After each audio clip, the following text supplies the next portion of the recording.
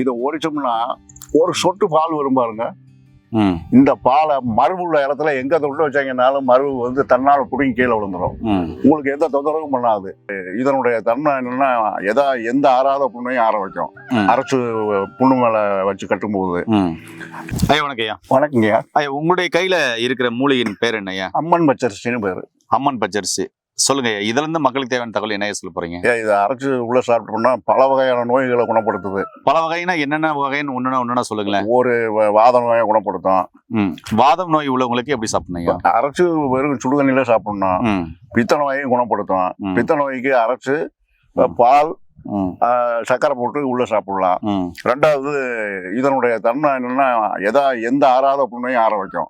அரைச்சு புண்ணு மேல வச்சு கட்டும் போது. ரெண்டாவது இதுல இன்னொன்னு இருக்கு. இந்த இதை ஒண்ணு உடைச்சு காட்டுறேன் பாருங்க. இதை ஓடிச்சோம்னா ஒரு சொட்டு பால் வரும் பாருங்க. இந்த பாலை மருவு உள்ள இடத்துல எங்க தொட்டு வச்சாங்கனாலும் மருவு வந்து தன்னால புடிங்கி கீழே விழுந்துடும். உங்களுக்கு எந்த தொந்தரவும் பண்ணாது. வைத்தியர்கள் வந்து பாரம்பரிய வைத்தியர்கள் வந்து இதை பசு செந்தூரம் தயார் பண்றதுக்கு இதை அரைச்சு பசு செந்தூரம் தயார் பண்றது வாடிக்கை. நீங்களும் வந்து இதை வந்து இது எல்லா இடங்கள்லயும் கிடைக்கக்கூடியது. எடுத்து பயன்படுத்துங்க.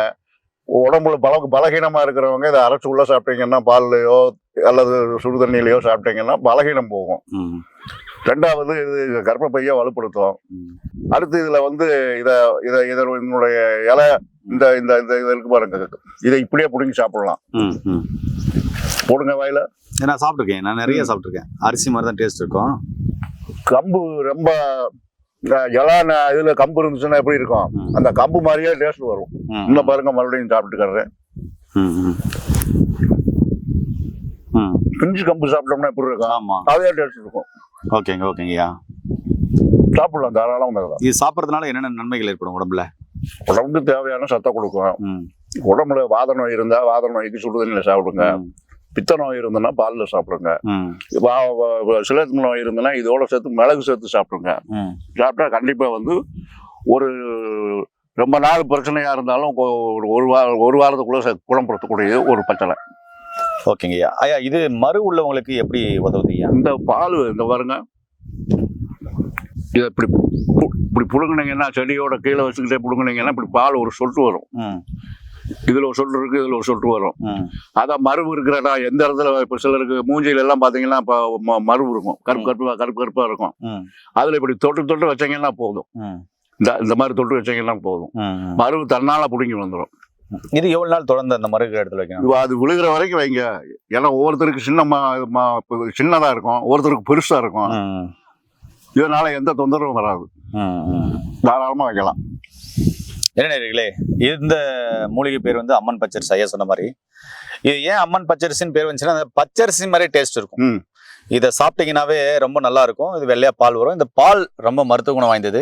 இது ஐயா சொன்ன மாதிரி மரு இருக்கிற இடத்துல தொடர்ந்து நீங்க வச்சுட்டு வந்தீங்கன்னா ஒரு வாரம் இல்லை 10 நாளுக்குள்ள அது எவ்வளவு பெரிய மருந்தாலையும் அந்த மருக்கு எந்த பாதிப்பும் இல்லாம கீழே விழுந்துடும். அதே மாதிரி கால் ஆணி இருக்கிற இடத்துல இதை பயன்படுத்தலாம்.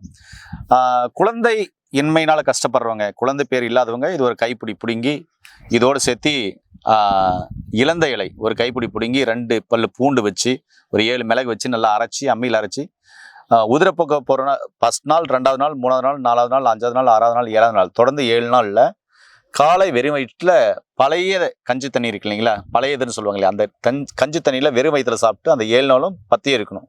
அதாவது பாவக்காய், அகத்திக்கீரை சாப்பிடக்கூடாது, நான்வெஜ் சாப்பிடக்கூடாது, உஷ்ணமான பொருள்கள் எடுக்காம தொடர்ந்து 7 நாள் சாப்பிட்டு வரும்போது இந்த கர்ப்பப்பை சார்ந்த பிரச்சனைகள் மெல்ல மெல்ல சரியாகிறத பார்க்கலாம். நீங்கள் தொடர்ந்து சாப்பிடும்போது பார்த்தீங்கன்னா அந்த உதிரப்போக்கு 6 நாள் தொடர்ந்து சாப்பிடும்போது ஒரு சில மாதங்கள்ல அந்த கர்ப்பப்பை நீர்க்கட்டி, நார்க்கட்டி, ஃபைப்ராய்டு, பிளேபின் டியூப் அடைப்பு, இல்லை கர்ப்பப்பை வளர்ச்சி கம்மியாக இருக்குது அப்படின்றவங்களும் அது நல்ல ரிசல்ட் வரும். அதே மாதிரி பல்கி யூட்ரஸு, கருமுட்டை வளர்ச்சி இல்லை, வெடிக்கலை அப்படின்ற தன்மைகள் மாறும். இது ஆண்களும் சாப்பிடலாமானா தாராளமாக ஆண்களும் சாப்பிடலாம். ஆண் மால்ட்டு தன்மையை சரி பண்ணக்கூடியது. காலையிலே வெறும் ஒரு கைப்பிடி எடுத்து நல்லா கடிச்சு மெண்டு சாப்பிட்டு அதுக்கப்புறம் உங்ககிட்ட இந்த அஸ்வகந்த லேகியம் இல்லை பார்த்தீங்கன்னாக்கா மதனகாமேஸ்வரில் ஏதாவது நாட்டு மருந்துகளில் மருத்துவ ஆலோசனைப்படி வாங்கியிருந்தீங்கன்னா அதையும் சாப்பிட்டு ஒரு டம்ளர் பால் குடிக்கிறது சிறப்பானது. இதில் அல்சர் இருக்கவங்க, நாக்குலேருந்து ஆசன வரையும் புண்ணு இருக்கிறவங்க காலையில் ஒரு கைப்பிடி எடுத்து நல்லா கடிச்சு மெண்டு சாப்பிட்டு பழைய கஞ்சி தண்ணி குடிச்சிட்டு வந்தீங்க அப்படின்னு சொன்னால் அல்சர் மிக விரைவாக குணமாகும். இது ஒரு சில மாதங்கள் நீங்கள் தொடர்ந்து எடுக்கலாம். அல்சர் பேஷண்ட் உள்ளவங்க ஒரு 7 நாள் எடுத்துட்டு அப்புறமா 2-3 நாள் கேப் விட்டு திருப்பி 7 நாள் எடுக்கலாம். இல்லை தொடர்ந்து எடுத்த ஒரு 21 நாள் எடுத்துட்டு விடலாம். இப்படி மருத்துவ ஆலோசனைப்படி இந்த அம்மன் பச்சரிசியில மூலிகை சாப்பிடும் போது எண்ணற்ற நன்மைகள் நமக்கு உண்டாகும். வயிற்றுக்கு குளிர்ச்சி தரக்கூடியது, அதே சமயத்துல உடல் உஷ்ணத்தை மெல்ல மெல்ல சரி பண்ணக்கூடியது. பைல்ஸ் உள்ளவங்க இதை தாராளமா எடுத்துக்கலாம். இப்படி எண்ணற்ற மருத்துவ குணங்களை கொண்ட இந்த அம்மன் பச்சரிசி எங்க பார்த்தாலும் விடாதீங்க. மருத்துவ ஆலோசனை எடுத்து நோய் நொடி இல்லாம ஆரோக்கியமா வாழுங்க. மீண்டும் இன்னொரு அறிவியல் பதிவு சந்திக்கலாம். நன்றி, வணக்கம். வணக்கம் ஐயா. வணக்கங்க.